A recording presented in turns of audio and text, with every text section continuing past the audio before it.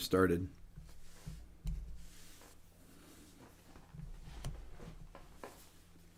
Okay, let's see here. Are we on? Yep.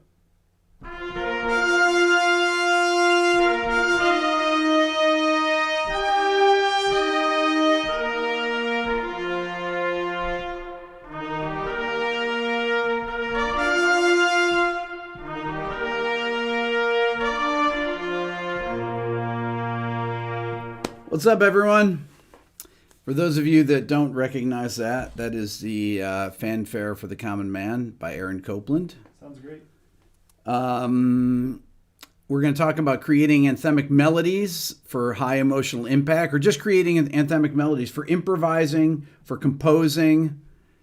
Somebody said anthemic. What does that mean? Anthem-like. Discount code for today's live stream is RB400. Is that right, Billy? Yep.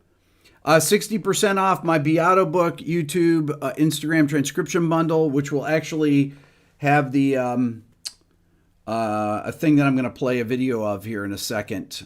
We'll have the transcription of that in it. And 40% off my ear training course, the Beato ear training course. So a lot of big stuff happening lately. I just came back from Nashville. I'll be debuting my new Gibson signature guitar here sometime this week. Very interesting thing about talking about anthemic melodies. So when I post things on Instagram, and if you don't follow me on Instagram, follow me at rickbeato1 on Instagram. And some of you might be like, oh, I don't like Instagram or anything, but there's actually some good stuff on Instagram. I play guitar there all the time. I post things almost every day on there, and that's really where I get a chance to play ideas. And I teach these things I call quick lessons. And these quick lessons, I explore ideas like what I'm doing today. Thank you, John. John, good to see you. Long time no see. So I did this post the other day, and it got a lot of views. And I always wonder, when things get a lot of views, why they get a lot of views. And hold on, let me turn off the keyboard here. Let's see if there we go. I'm going to play it for you here. This is the Instagram post. I'll play it for you. We'll talk about it, but it has what I think are kind of anthemic ideas in it. Let's check it out. Strong interval combinations over chord progressions. Let's see, you got C sus or B flat sus2. That combination of sixth and fifths together sounds really powerful in lines. Let's say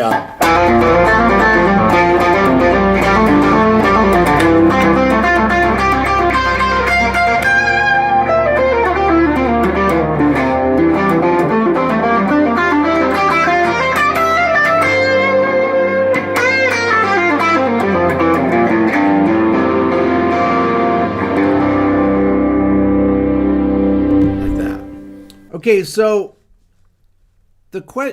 when I something like that, when I put out a video like that and it gets 150,000 views, I'm thinking, okay, why does that get so many views? What is it about that idea, what I played, that connects with people? Because when I say it connects with people, I just look at the analytics on it, and there's a lot of saves on it, and it has a ton of views, right? What is it about that? When I talk about strong intervals, what do I mean? Well, when I was demonstrating the Aaron Copland, I'm going to go back to that right now. If you think about the melody there, so you have this perfect fourth, F to B flat, and then B flat to F, to B flat to F, which is a perfect fifth. These are wide intervals. These are perfect intervals. Perfect fourth, perfect fifth, and then it goes down to E flat, and then all wide intervals. Well, what else has wide intervals that's anthemic, right? Right? Star Wars theme, same intervals, right? Then there's your fifth, and then Then you have this C to B flat jump there of a seventh, of a minor seventh, that interval jump. Or if I take the Superman theme by John Williams, what is that? Well, it's a perfect fifth descending, and then perfect fourth, all wide intervals. Or Indiana Jones, he plays perfect fourth and then way down to the D, from the C down to the D, and then tritone interval jump, and then you go F down to A. Okay, so John Williams writes anthemic melodies. Well, anthemic melodies have wide interval jumps, especially things like fifths. Let me play you my post again here, my Instagram post. Check it out. When I say strong interval combinations, listen.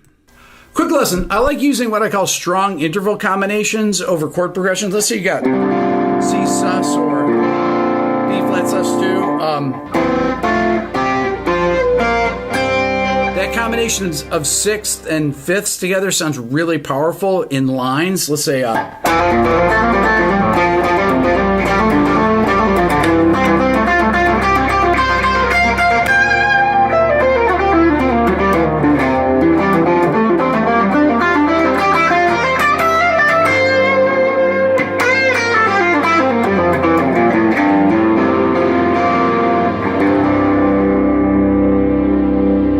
okay, so at the beginning part, right, I'm playing something like, let's see here.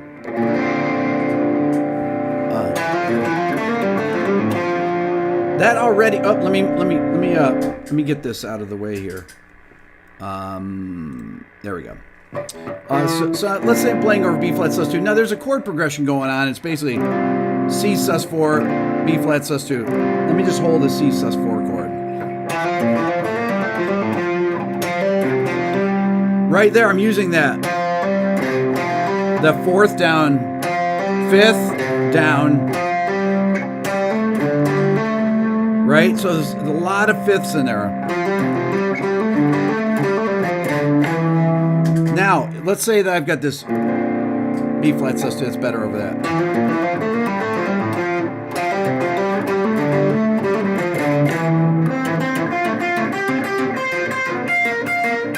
So I'm using these intervals.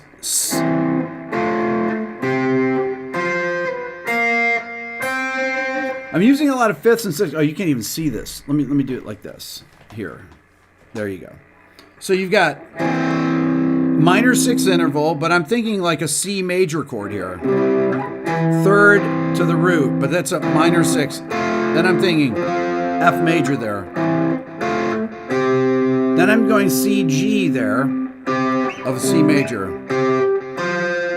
to F major again, C major, F major, B flat major, but I'm only using the root and the fifth, to C major. Now, most people don't play fifths like that in their lines, right? Writing a melody for a trumpet, it's very natural to do those open intervals, but on guitar, those kind of intervals sound really powerful. Okay, because there's a couple things going on here. First of all, if I have this chord B flat major, B flat sus 2, sharp 4 to the 9th, major 7th to the 5th. Right? Those are all great intervals. Another thing I'm doing is I'm hammering on from nowhere. So those notes I'm just hammering on. I'm not picking them. I'm just playing the top note.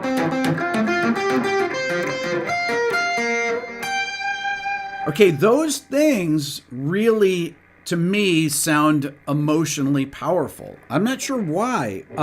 Well, I am sure why. It's those large interval jumps.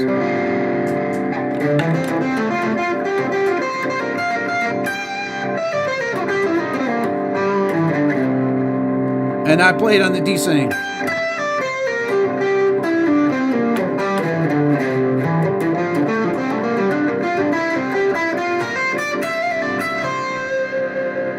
So,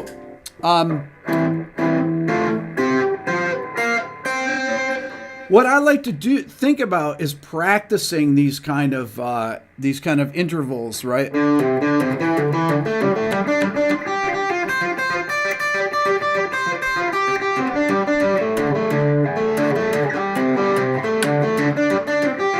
So what I'll do is I'll take groupings of fifths.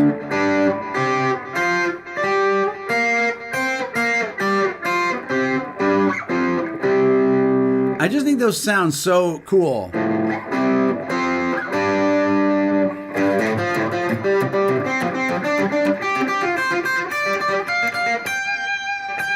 Right, but the sixth in there too.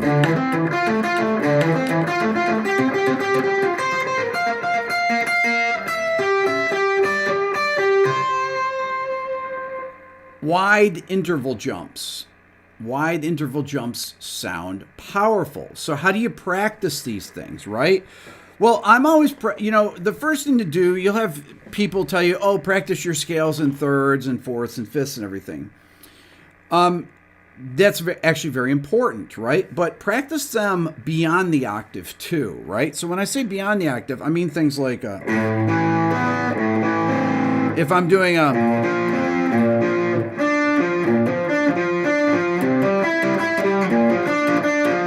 if you think about the Aaron Copland, the fanfare for the common man, think about what it does. It goes, and then if you think about this interval jump from the G, that's spanning beyond an octave, right? Da, da, da, da. Then it goes up E flat major, up E flat major, up E flat, and then it goes down. It goes down a big B flat major. B flat major spread triad. Right? Let me move this out of here.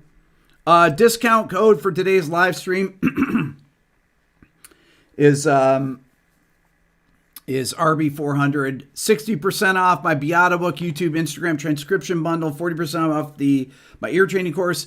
If you want to support the channel, that's a way you can support the channel too, so that I can keep making videos here. As you guys have seen from my last few videos, I keep getting videos demonetized, and then they block them. They block videos that are already demonetized, right? Like the labels are making the money along with the artist, and then the labels block the videos anyways. They'll probably demonetize this video because I played that Aaron Copland and John Williams themes in it. That's typically how it does. But I can't demonstrate what I want to demonstrate for you without playing those things. But by playing those, it demonetizes the video, so I don't make any money. I don't make any money from this video. If you want to support the channel, that's how you can do it. Now, that's why I always talk about spread triads, right?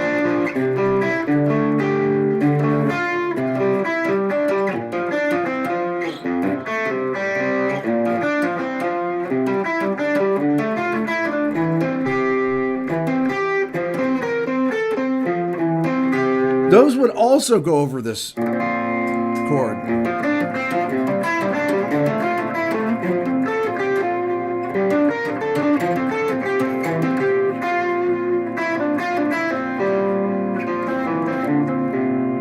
All those interval jumps.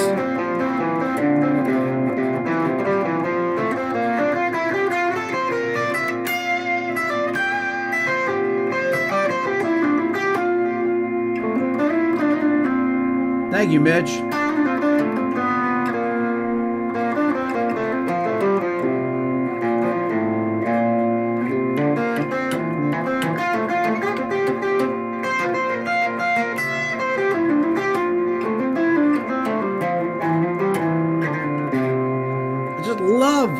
I just love those kind of sounds. I started learning that stuff back in the 1970s. There was a guitar player named Joe Diorio and Pat Metheny. And Pat was influenced by Joe. And Joe would play a lot of fifth intervals. And I started experimenting with things like that. I thought, that sounds really cool. Now, Pat would play... I would start learning the spread triads from his solos. I would learn sus2 chords. And I started incorporating those in my lead lines. And I was like, why does it sound so good? And then I started hearing Andy Summers do that. Thank you guys for all the super chats. Seth80 and Mitch. And who else did I miss, Billy? Well, there was Hair Metal. $10. There's Reher 714 for $10. What is it? I think it's Reher 714. Reher 714. Then Jim McNicholas, thank you all. I'm really a radio guy from Chicago. I've always loved your production choices. Love the videos. Nice, thank you, appreciate that. So I was in a quest to figure out why that stuff sounded great. What makes those sounds great? And then I started thinking about melodies of John Williams and those open sounds, those perfect intervals, perfect fifths, perfect fourths, octaves. It's like people, when they're improvising, typically don't play octaves. I mean, Wes Montgomery played octaves, but they don't play octaves necessarily in their single note playing.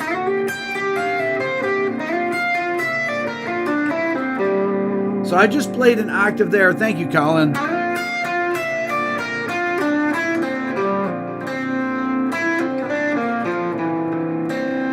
Now that's a really nice interval.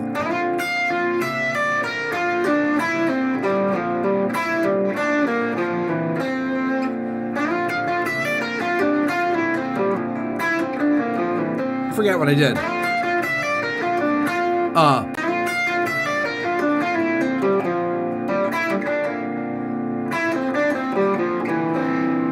Right, those.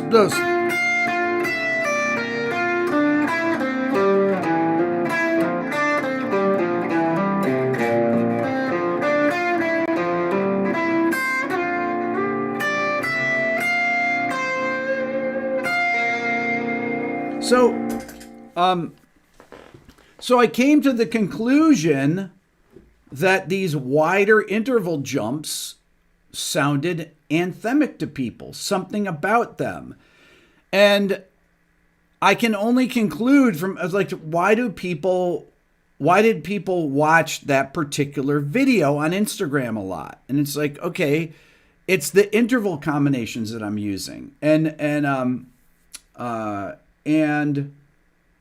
it's, there's got to be something psychological about open intervals. They're called perfect intervals for a reason. Perfect fourths, perfect fifths, perfect octaves, or perfect eighths. They come early in the overtone series, right? If you think about the strings on the guitar. There's your perfect interval, right? You got perfect fifth. Then it goes to the perfect fourth there, interval between those. So right in the beginning of the overtone series, for any instrument, you have those perfect intervals that start out the overtone series. So they sound very natural. And then it builds into a major chord right there, right? E major. It's part of the overtone series. It's in nature. That's why it sounds like that, because it's natural, right? And then when you start superimposing these things, these different triads over different chords, that's why I like playing over these sus chords or sus2 chords, sus4 chords. You can get those dissonances of having the thirds against them. So if I have C sus4, right, and I played that note E, there's your C sus.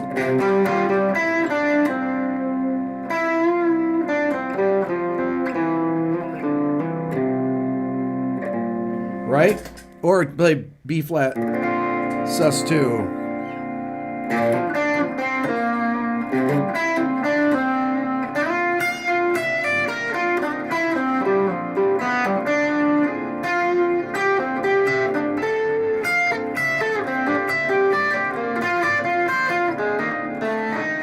Oh, sorry. Oh, that's good.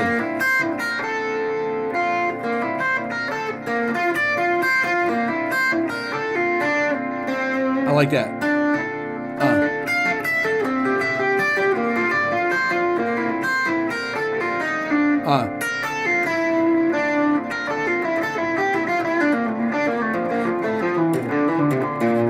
Okay.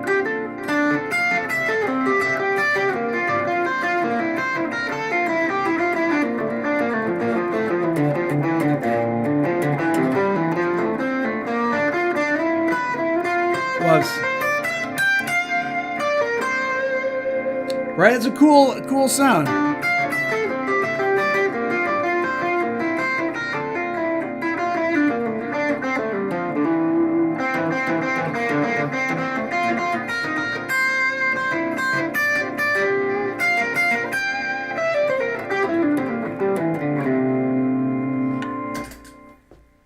That's why I always harp on these things, all these large interval jumps like that. Spread triads, spread ninth chords, or sus2 chords. Right?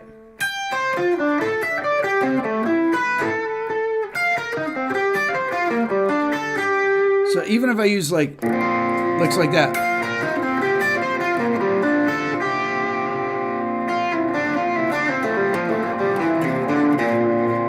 So I'm using these.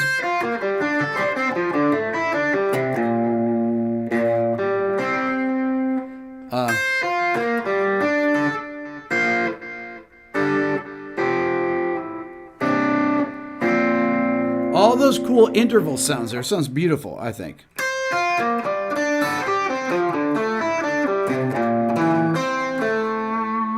Oof. Once again, if I played over this chord.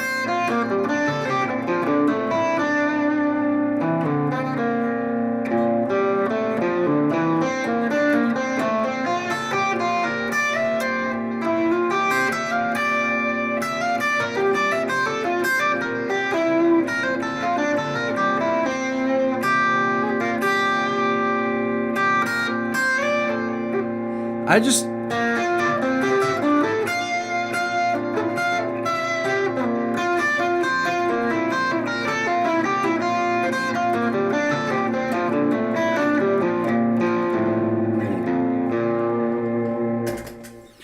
once again, the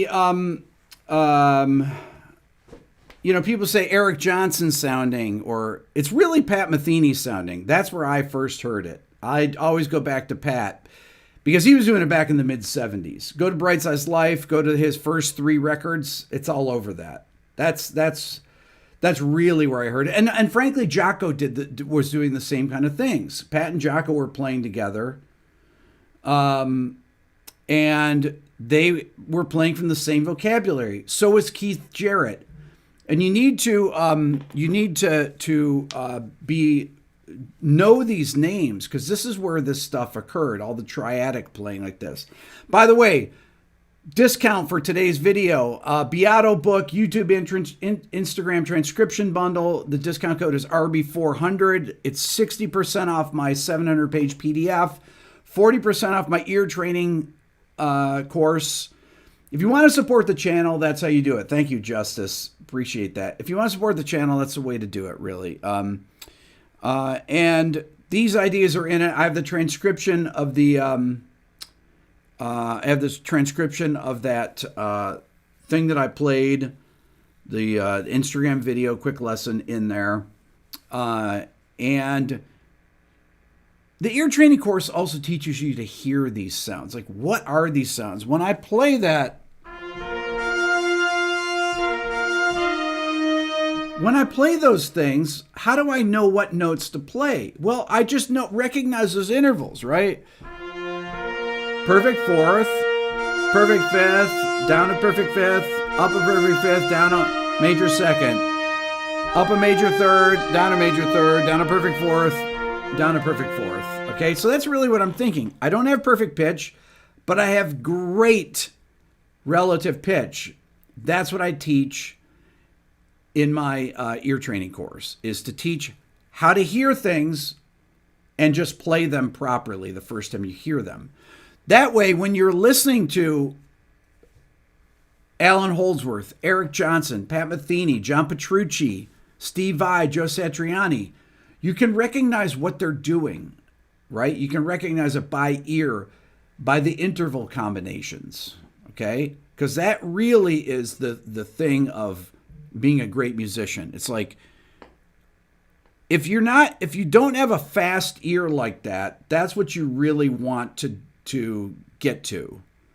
I was watching, I don't know. Last night, I was watching Forrest Gump, okay?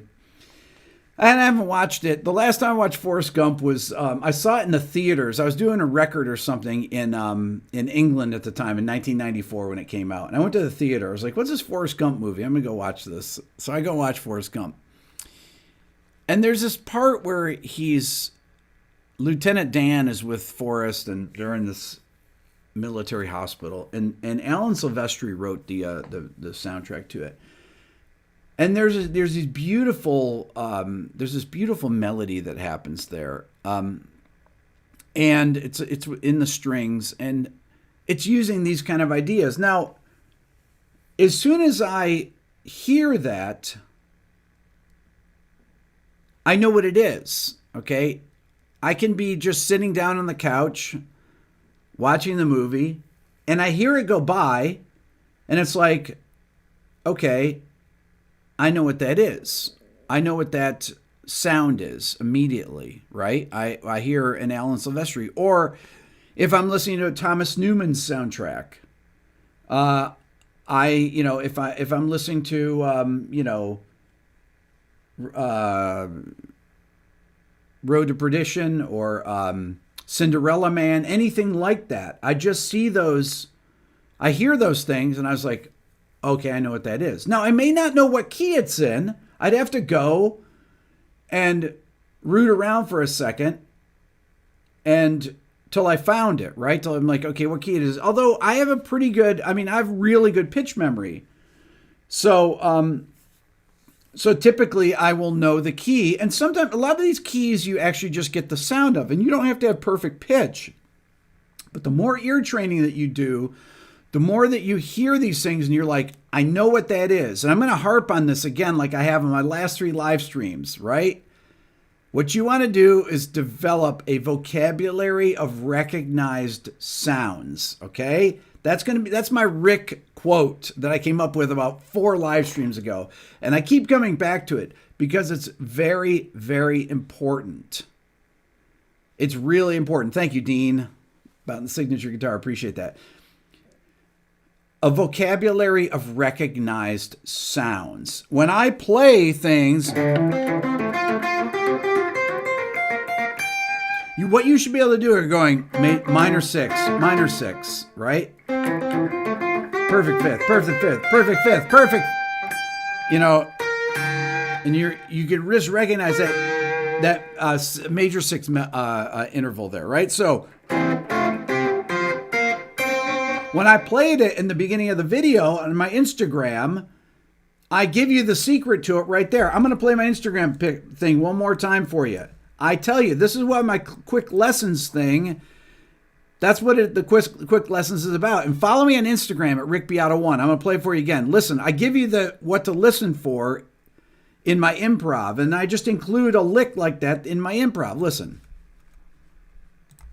Quick lesson, I like using what I call strong interval combinations over chord progressions. Let's say you got C sus or B flat sus2. That combination of 6th and 5ths together sounds really powerful in lines. Let's say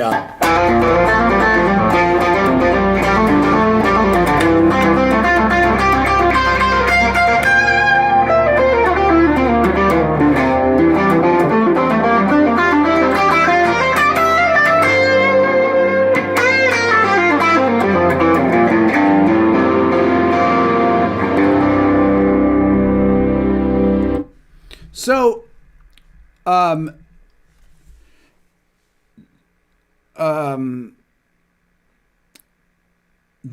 when I say the combination of, I said strong interval combinations. I should have said wide interval combinations, but that's really the same thing. When it was strong, I mean, wide intervals sound strong.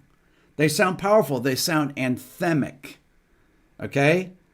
Especially perfect intervals. Perfect fourths, perfect fifths, perfect eighths, which are octaves. Okay? And then you've got ninths, extended intervals. Ninths, 1, 5, 9, which would be a sus2, or spread triads, right? That's why I'm always harping on these things. Practice these things. It'll make your playing sound more melodic. It'll make your writing sound more melodic. You want to be a string composer and write for movies and everything. If you don't know spread triads, well, you're behind the ball there. Thank you, Count061. Really appreciate that.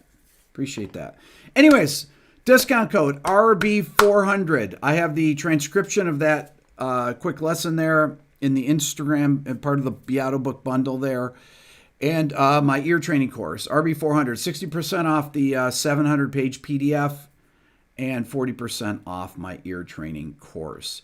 You guys are amazing. I'm going to be debuting my new signature guitar this week on a video.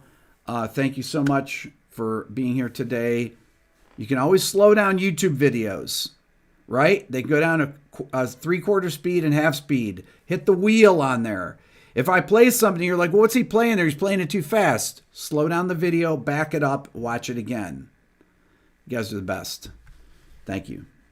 We'll see you on the rebound here. Let's see. I don't even know how to stop this, Billy. They changed this. They keep